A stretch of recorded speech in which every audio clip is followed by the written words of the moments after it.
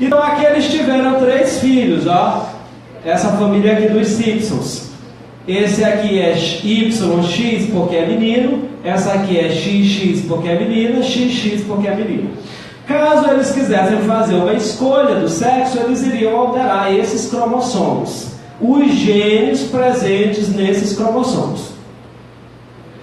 E aqui é uma representação, ó. Você tem aqui o DNA e aqui você tem o gene, que é uma parte codificante onde você retira e altera esse material. Aqui o bebezinho, onde você vai montar o quebra-cabeça, ou seja, o filho como você gostaria que ele fosse, masculino ou feminino. E Joana de Anjos vai falar sobre a mudança de sexo. Ela vai dizer assim, ó: a invigilância que pode originar-se na genitora, optando e impondo seu desejo sobre o ser em desenvolvimento, poderá contribuir para alterar a constituição molecular, atendendo fisicamente à aspiração. Essa ação pode alterar a estrutura do DNA, os pares de purinas e pirimidinas, que são as bases nitrogenadas, modificando as disposições estabelecidas em formação. O que é interessante aqui é que Joana está dizendo que a mãe, através do pensamento, da vontade de querer ter um filho do sexo X ou do sexo Y, pode alterar no útero essa configuração. Então essa configuração do sexo, ela pode ser alterada por um comando próprio materno e paterno associado à paternidade.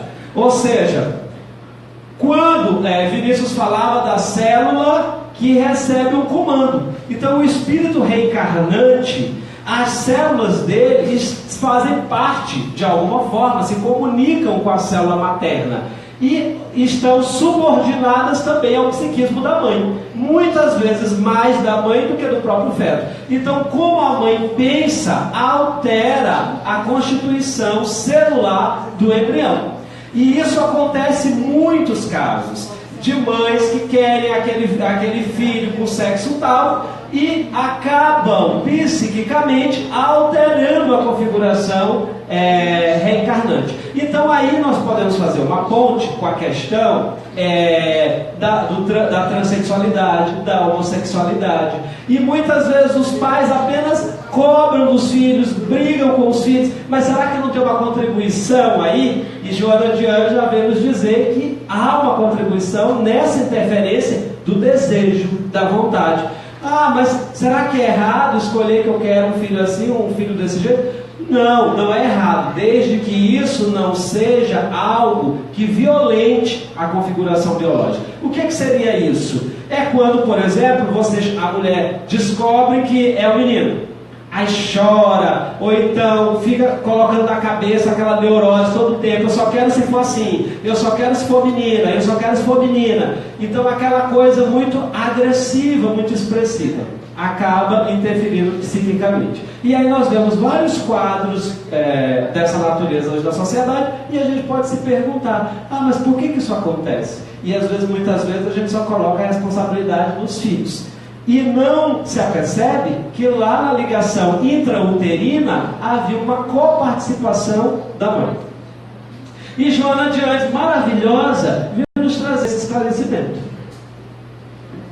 E aí perguntam para André Luiz, no livro Evolução em Dois Mundos, como devemos encarar a possibilidade de a ciência humana patrocinar a determinação do sexo no início da gestação. Aqui já estão perguntando para André Luiz, dentro da questão da engenharia genética, dos pais irem lá no laboratório e manipular o sexo dos seus filhos. E André Luiz, isso aqui, gente, em 15/6/1958, nós estamos em 2019, e essa resposta é 58. E o André diz o seguinte: semelhante ingerência na esfera dos destinos humanos traria consequências imprevisíveis à organização moral. Notem que aqui ele não está falando de organização física, traria consequências para a organização moral. Por quê? Entre as crianças, porque essa atuação indébita se verifica apenas no campo morfológico. Ou seja, você altera apenas a morfologia, mas o psiquismo do reencarnante não muda. Impondo talvez inversões que é a famosa homossexualidade. Essas inversões é um conceito freudiano e os espíritos utilizam esse conceito, desnecessárias e imprimindo graves complicações ao foro íntimo de quantos fossem submetidos a tais processos de experimentação, positivamente contrários à inteligência da vida, que reflete a sabedoria de Deus. Conseguiram absorver? Vamos só apenas ficar que não pode, né? Mas isso aqui são várias consequências, ó, gente. Por quê? Porque o indivíduo ele tem uma psicologia masculina. E aí o pai vai lá, a mãe altera o sexo da criança. Ele vem com uma morfologia feminina, mas a psicologia ainda é masculina. E o que vai acontecer aí? Vai acontecer um processo dos mais sutis à homossexualidade, os transexuais dos mais conflituosos, de não aceitar o próprio corpo, que é um conflito muito maior do que o da própria homossexualidade.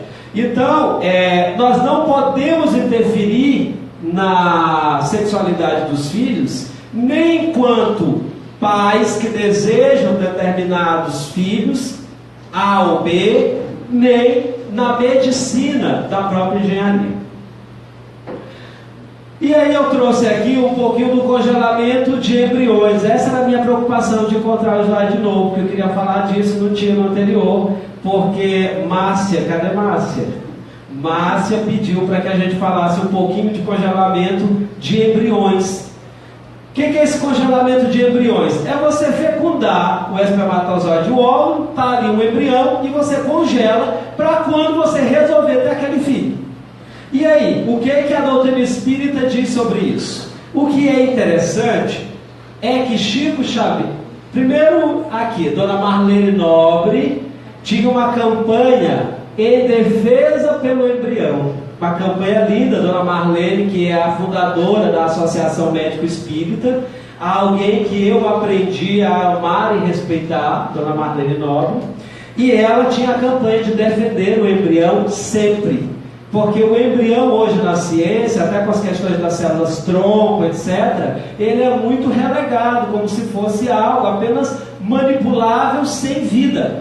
E o que a defesa do embrião vem dizer? O embrião é um ser vivo. Existe um espírito ligado ali. Desde a concepção do espermatozoide com o óvulo, já há uma ligação do espírito. E como é que isso se procede no embrião? Perguntaram para Chico Xavier, lá no Pinga-Fogo. No Pinga-Fogo, gente. Quando é que foi Pinga-Fogo? Televisão preto e branco. Perguntaram isso para Chico, que é a nossa dúvida hoje. Olha só como a gente está tão atrasado. Até hoje, ano 2019, a gente não sabe essa informação e já foi colocado lá no programa do Chico. E a pergunta é extraordinária. Com base na criação da vida em tubo de ensaio, como se daria a ligação do perispírito?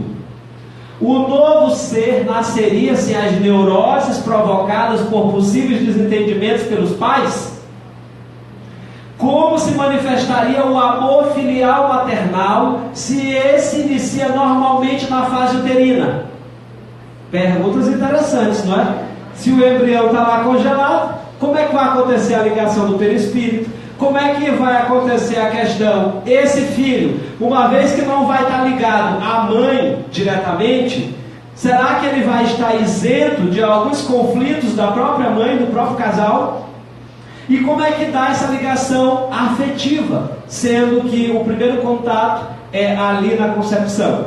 E aí o Chico faz uma resposta enorme, que depois vocês vão assistir. Eu peguei apenas o que nos interessa.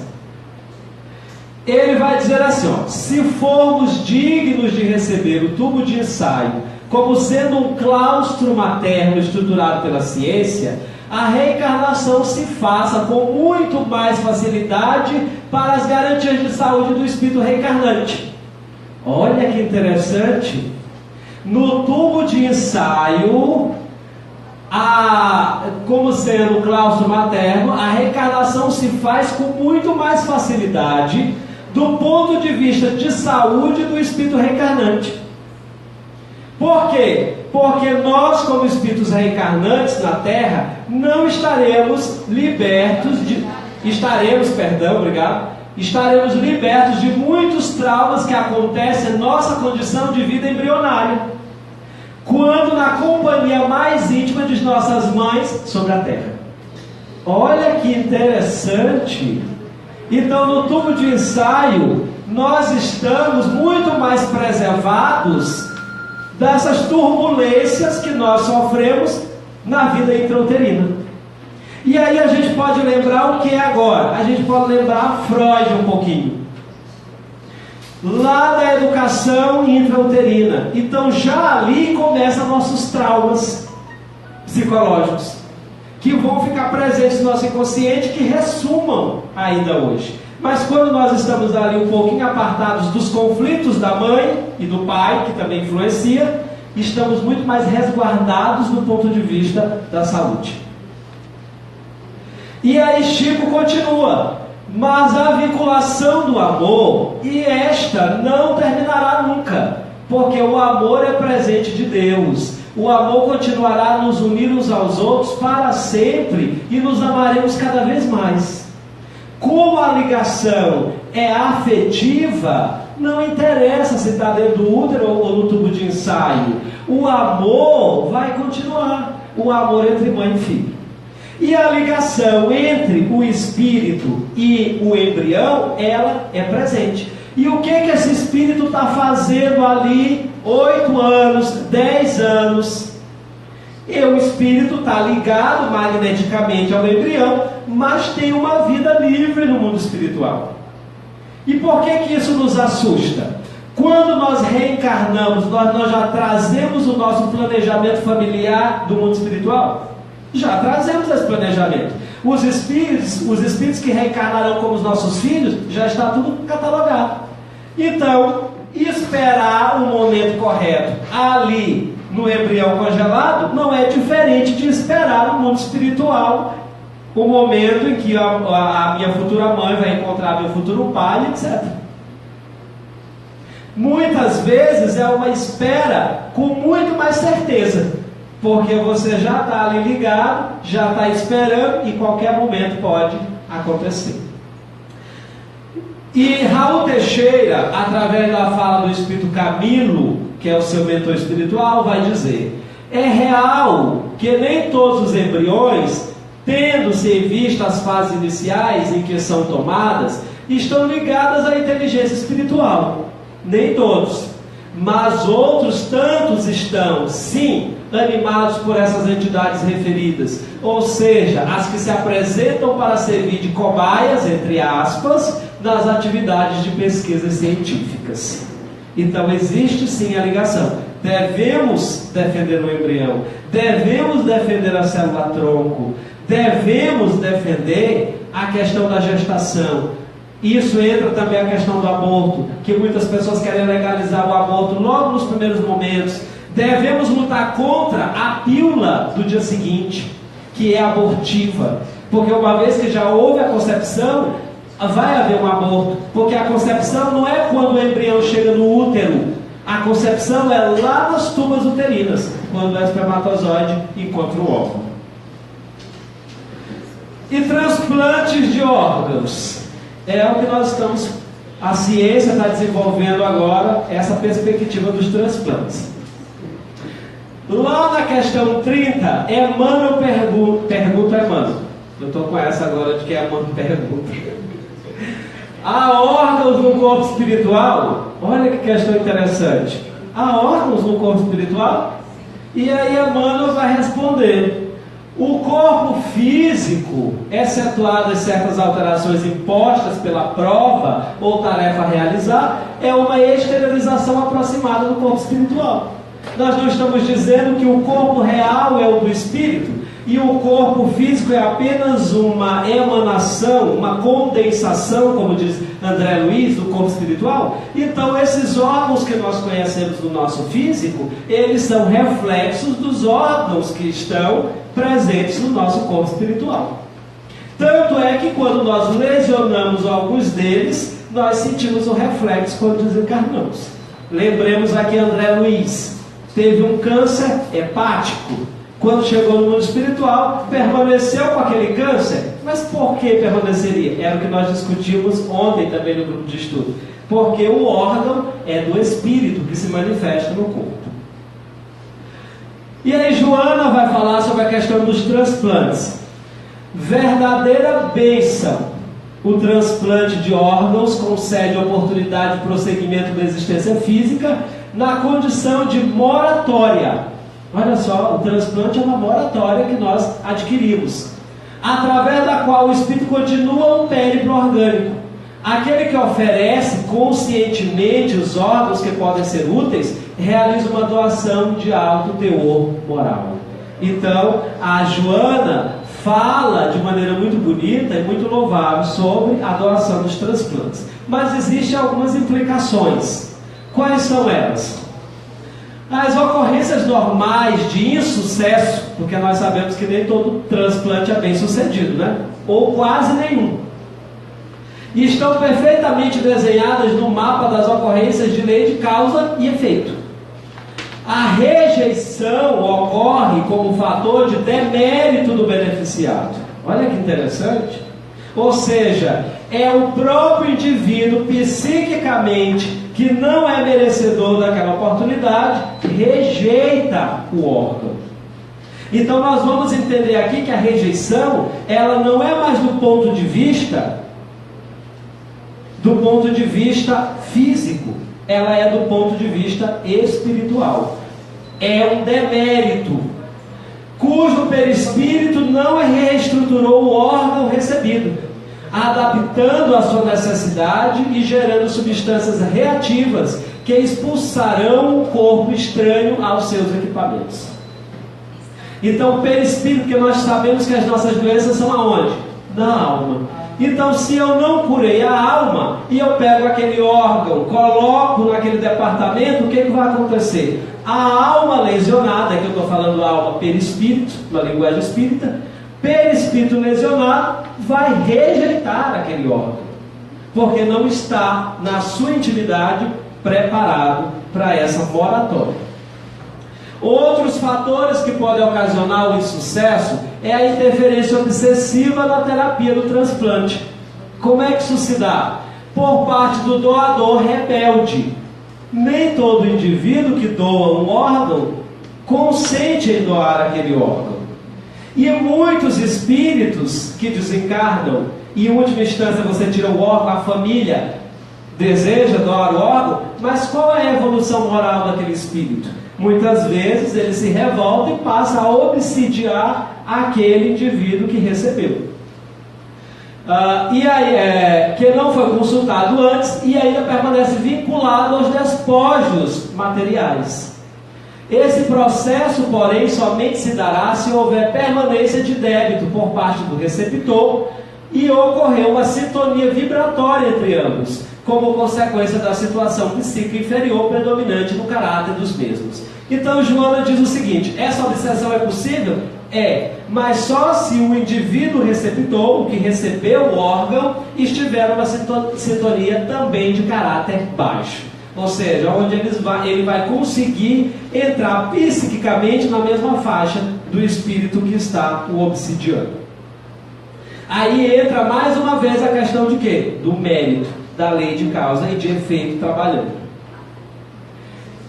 E a terapia gênica? O que é essa terapia gênica? A terapia gênica é o tratamento baseado na introdução de genes sadios com o uso de técnicas de DNA recombinante. O que significa isso? Quando nós nascemos com alguma malformação gênica, existem outras maneiras de você introduzir genes saudáveis. Aqui eu trouxe um exemplo, mais ou menos dessa maneira. Aqui você tem um vírus. Nesse vírus, aqui não dá para ver muito bem, mas é um gene normal. Isso aqui é um gene, uma parte do DNA codificante normal inserida em um vírus. O que acontece com o vírus? O vírus tem uma característica interessante. Quando ele entra na célula, o vírus injeta o seu material genético dentro do núcleo da célula. O material genético do vírus se liga ao material genético da célula e passa a comandar essa célula. E ele vai comandar essa célula a produzir o quê? Novos genes sadios. Essa célula agora, que está controlada por um gene que já está comandando a produção de novos genes sadios, será novamente inoculada no indivíduo, onde passará a ter um tratamento normal. Não sei se eu consegui ser claro. Aqui nós temos, medula óssea vermelha. Vamos dar um exemplo. A pessoa está com uma insuficiência na medula, não está produzindo hemácias na quantidade adequada. O que acontece? Pega um gene que produz hemácias com eficiência, introduz no vírus, o vírus será inoculado em células em laboratório, o DNA desse vírus passa a comandar essa célula a produzir novos genes normais e posteriormente esse gene, essas células com genes com características eficientes para a codificação de hemácias, volta a ser inoculado na medula óssea. E assim o indivíduo vai se restabelecer na sua saúde. Aqui eu tenho outro exemplo básico. Aqui eu tenho o tubo de ensaio. Você tira a célula do indivíduo, traz para o tubo de ensaio, pega o material do vírus e injeta na célula deficiente, depois volta a inocular no ser humano. Aqui eu tenho de uma bactéria. As bactérias também são utilizadas. Olha só, isso aqui é um fragmento do DNA. Esse fragmento, ele vai ser colocado aqui junto ao DNA da bactéria. Esse fragmento aqui que foi colocado junto ao DNA da bactéria vai passar a comandar essa célula. E essa célula aqui vai começar a produzir novos genes sadios, que posteriormente serão inoculados no indivíduo. E isso produz uma série de medicamentos, inclusive a insuficiência, por exemplo, da produção de insulina, que o pâncreas muitas vezes tem essa insuficiência. Então essa terapêutica gênica, ela já auxilia muito nesse processo.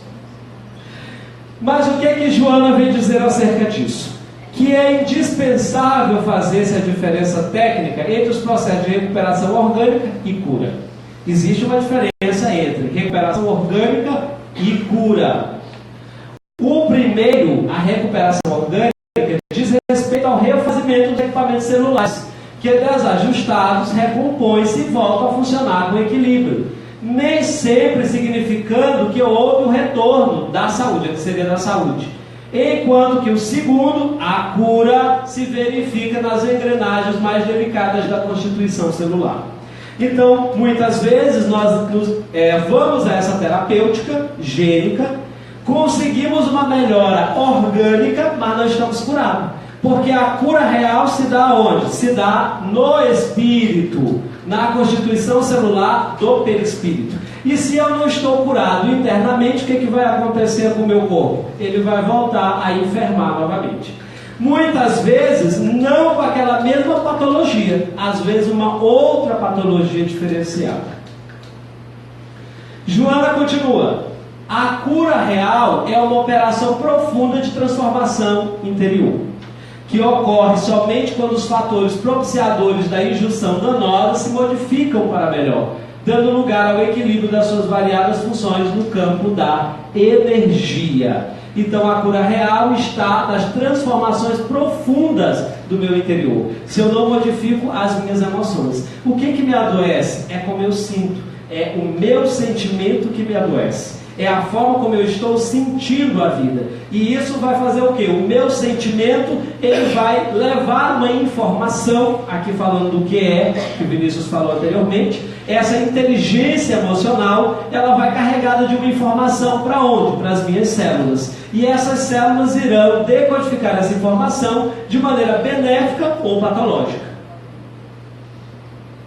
Se não houver uma profunda mudança de comportamento interior, desejo sincero de sarar, cultivo íntimo de bem-estar, propósitos edificantes, renovação dos hábitos mentais, certamente a enfermidade reaparecerá ou se apresentará sob nova diagnose, dando curso ao seu mistério de despertá-lo para a sua realidade profunda como ser imortal.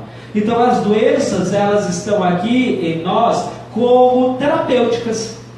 como sinalizadores. Nós achamos a dor uma coisa ruim, mas a dor é o melhor benefício da divindade. Quando nós sentimos uma dor, o que é que nós fazemos? Procuramos o médico, não é isso? Nós procuramos ver o que é que está errado. Porque o normal é sentir dor? Não. Deus nos criou para sentir dor? Não, Deus não nos criou para sentir dor. Então a gente tem que parar com aquele masoquismo, né, que as religiões introduziram em nós, de que nós temos que nos siliciar, de que nós temos que sofrer, porque assim nós estamos nos depurando.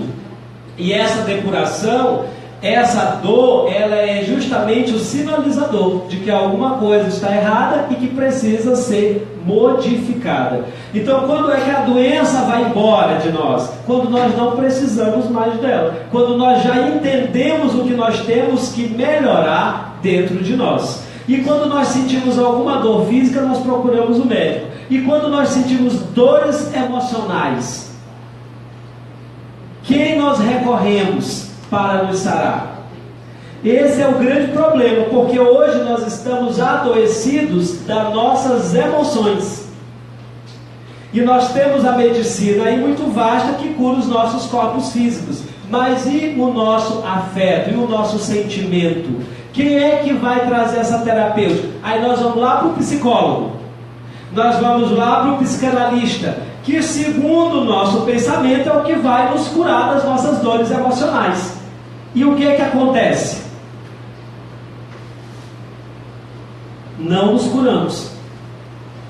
Porque o psicólogo e o psicanalista não vão nos curar. Vão, quem sabe, nos dar algum método para que nós alcancemos a própria cura. Mas a cura real está no Evangelho.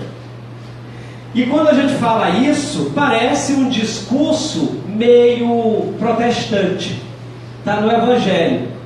Mas a cura real está no Evangelho. Na terapia de quê? Do sentimento. Jesus veio até nós trabalhar o quê? O sentimento em nós. Então o que que Jesus diz? Isso não é mais balela de religioso. Isso é coisa que a ciência estuda. Amor terapia, perdão terapia, evangelho terapia. As terapêuticas voltadas para o Evangelho. Porque quando nós perdoamos, nós nos curamos. Quando nós amamos, nós não adoecemos. Então a terapêutica hoje é o Evangelho. É o nosso emocional que nós temos que tratar. Porque quando o nosso emocional está bem, o nosso corpo está bem, mesmo que esteja doente, fisiologicamente falando. Lembremos de Chico Xavier: eu sou um doente sã.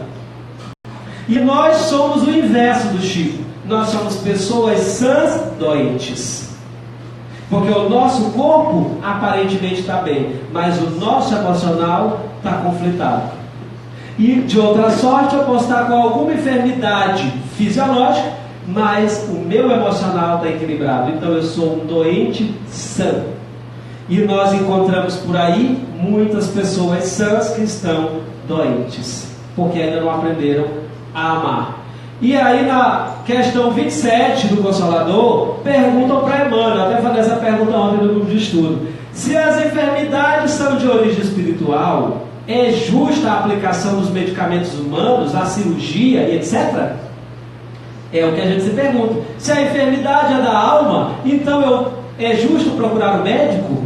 E Emmanuel responde de maneira linda: o homem tratará da saúde do corpo até que aprenda a preservá-lo e defendê-lo, conservando a preciosa saúde de sua alma. Quando, porém, o homem espiritual dominar o físico, os elementos medicamentosos da terra estarão transformados na excelência dos recursos psíquicos. Olha que interessante isso que Emmanuel traz. Na excelência dos recursos psíquicos. Ou seja, todos nós temos as condições necessárias para não adoecer. O nosso corpo é uma máquina perfeita. Veio totalmente estruturada para não adoecer. Nós não fomos programados para adoecer. Nós não fomos programados para sentir dor. Tanto é que quando a gente sente dor, a dor é um alerta para a gente voltar para onde? Para a saúde. não é para a gente ficar parada nela. A dor está sinalizando, ó, vai buscar o que está atrapalhando. Quando o espinho entra na carne, a gente sente dor. E aquela dor está avisando o quê? Que você tem que tirar aquele espinho, para que você volte à sua condição normal, que é a condição de saúde. Então a nossa condição normal, gente, é a condição de saúde. Se eu estou doente, é porque eu estou fazendo algum hábito que está desestruturando o meu funcionamento normal. Então o que é a doença? A doença é uma transgressão da lei divina, porque as leis divinas são perfeitas e harmônicas. Todas as vezes que nós transgredimos a lei, nós a adoecemos. Nós desestruturamos o nosso biológico e o nosso psíquico. Mas todas as nossas reservas estão em nós mesmos, para que nós tenhamos uma vida boa e saudável.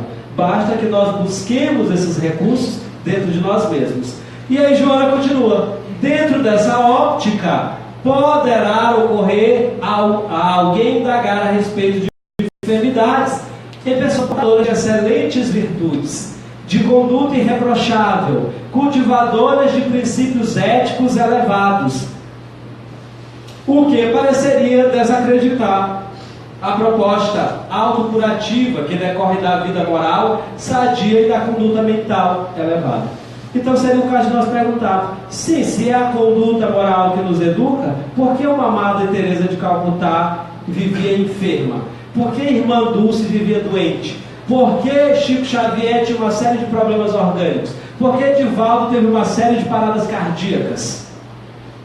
E aí Joana responde: o que diferencia um paciente comum de outro portador de expressivos dotes do sentimento e da moral é a maneira como aceita e enfrenta as vicissitudes, as doenças, os desafios existenciais. Então o que nos distingue uns dos outros é como nós reagimos. Isso é que nos faz diferente, porque todos nós estamos nesse mundo de provas e de expiações, não é isso? Alguém aqui não passa por prova, alguém aqui não passa por expiação. Todos nós estamos na transitoriedade da matéria. Mas o que nos distingue é a forma como a gente reage às situações. Uns reagem de maneira dóceis, outros reagem de maneira agressiva. Uns são mais pacientes, outros são mais intolerantes. Então o que vai nos distinguir é a nossa forma de reação. E aqui, trazendo a terapêutica do Evangelho, vou ilustrar com uma passagem que eu julgo importante e que nos alimenta sempre. Jesus fazia suas pregações lá na casa de Simão Pedro, em Cafarnaum. Estava iniciando o seu messianato, quando o nome Jesus de Nazaré começou a correr à cidade. Um profeta novo que realizava curas numa sociedade de pessoas doentes. O que não é alguém que faz curas numa sociedade doente? A gente olha para a nossa realidade hoje. Dr. Fritz veio aqui recentemente. Eu vejo tanta gente emplastada, um monte de emplástico aqui, ali, não sei aonde. Até me lembrei de Brás Cubas, que fala do emplasto. Por quê que todo mundo foi se tratar? A cura espiritual. Porque todos nós somos doentes. Então Jesus naquela época era o terapeuta, e todos iam em busca da cura. Então Jesus estava fazendo as suas pregações, e chegou a multidão de doentes, e ficaram em volta da casa. Era doente que não acabava mais. Era igual aqui. Dr. Fritz vindo, era tanto doente que quase dava conta de atender.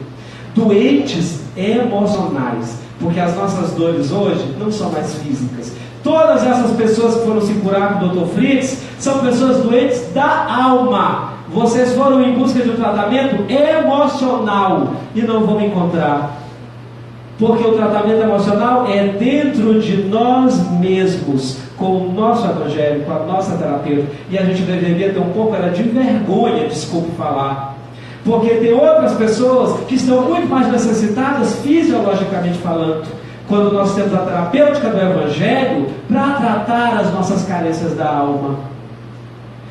De certo que chegaram até o Cristo e estavam abarrotados de enfermos, e Jesus começou a pregação.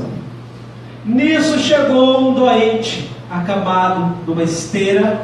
Isso está em Mateus, está em Lucas. Acamado numa esteira, com várias pessoas carregando. Era uma pessoa tetraplégica, não movimentava nada, a não ser do pescoço para cima, era imóvel. E o que acontece? Ele chegando lá, estava arrodeado de gente, e eles pediam passagem, abre passagem, e o egoísmo não deixava. Porque o egoísmo é sempre assim. A gente nunca deixa ninguém passar na frente, porque a gente sempre quer ser o primeiro a ser atendido, o primeiro a tomar passo, o primeiro a isso, o primeiro a aquilo. O nosso egoísmo nunca abre passagem para os outros, que estão mais necessitados do que nós. Nós queremos primeiro. E assim era na época do Cristo. Ninguém abriu passagem para o doente, que estava tetraplégico. Ali todo mundo andava, todo mundo se movimentava, mas aquele estava sob condições de outras pessoas, mas ninguém oportunizou. Tiveram uma ideia. Na casa de Simão Pedro havia, e era costume, Cafarnaum e até hoje, ter uma abertura no teto que dá uma claridade dentro da casa, que nós chamamos de clarabóia. E eles subiram por uma escada e tiveram a ideia de jogar o doente por cima do teto. E nisso que subiram, começaram a jogar aquele homem naquela esteira com a corda e foi descendo. E todos ficaram abismados que estavam na sala. O que está acontecendo? E Jesus parou e também começou a observar aquela cena inusitada. Quando o doente fica ao chão, Jesus olha para ele e diz assim: Natanael ben Elias, tu crês que eu te possa curar? Ele olha para o Cristo e fica emocionado. Senhor, tu me conheces? Oh Senhor, se tu me conheces, tu sabes que eu vivo há 20 anos nessa condição. Natanael ben Elias, tu crês que eu te possa curar? Sim, Senhor, eu creio. Então, em nome do meu Pai que está nos céus, eu te ordeno, levanta-te e anda. E ele sentiu um influxo, como se mãos angélicas o ajudassem a soerguer. E foi se levantando, as articulações foram se desobstruindo. Pegou do seu catre, rolou, colocou embaixo do braço e saiu gritando hosanas pela rua. O novo profeta, o Messias de Deus. E todo mundo ficou extasiado. É verdade, o profeta Galileu faz mesmo curas, porque até então todo mundo estava meio cético. Então naquele momento veio uma cega e disse: Senhor, há mais de 10 anos eu estou com a cegueira, liberte-me. Jesus impôs a mão, ela começou a ver. Veio um leproso: Senhor, limpa-me. Jesus impôs a mão, ele ficou limpo. E assim foi uma tarde de curas. Quando já chegou a tardinha, já para anoitecer, Simão Pedro, vendo o agastamento de seu mestre, foi-se à frente da multidão e pediu que parassem. Jesus necessitava refazer-se. Pegou a mão do mestre, saiu pelo fundo que dava para o mar de Genezaré. E já no anoitecer, sentaram à beira do lago, embaixo de uma tamarindeira, e começaram a sentir a brisa do mar da Galileia. Nisso, olhando as primeiras estrelas que despontavam, Simão olha para seu mestre e percebe que ele chora. Lágrimas copiosas descem dos olhos do Cristo. O discípulo fica inquieto e diz: Senhor, tu choras? Sim, Simão, eu choro. Ah, mestre, mas eu sei que tu choras é de felicidade, é de alegria, porque hoje nós realizamos um trabalho maravilhoso, curamos muitas pessoas, hoje foi uma tarde proveitosa. Ah, Senhor, eu sei que tu choras é de felicidade.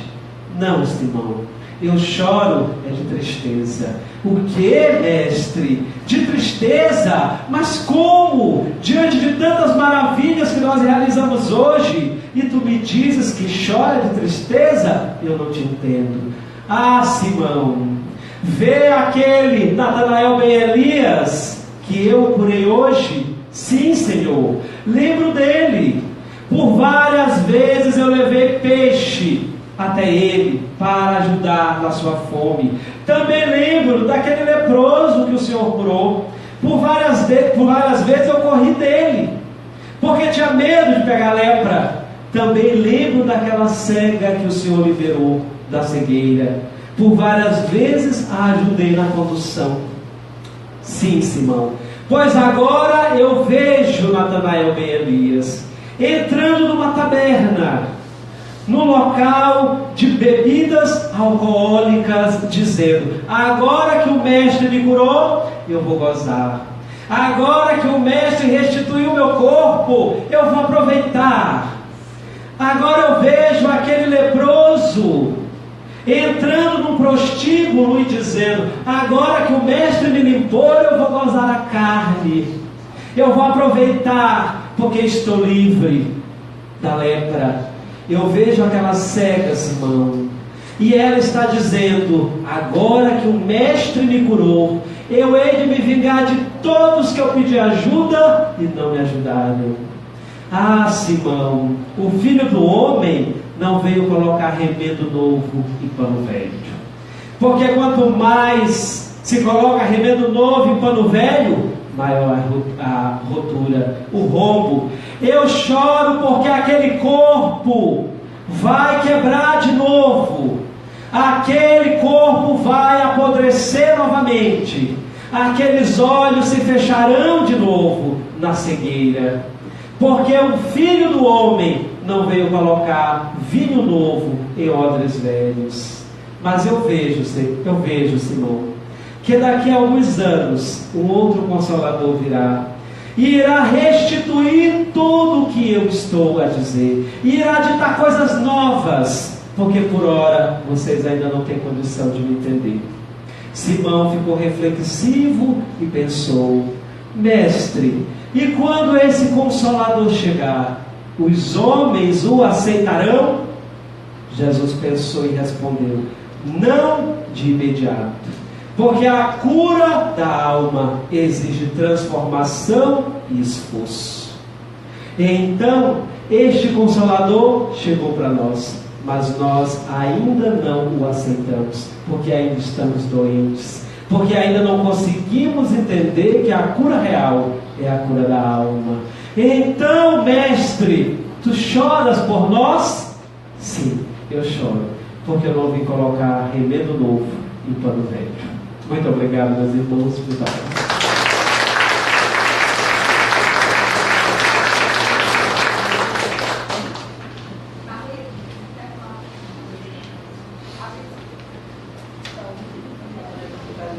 É o intervalo.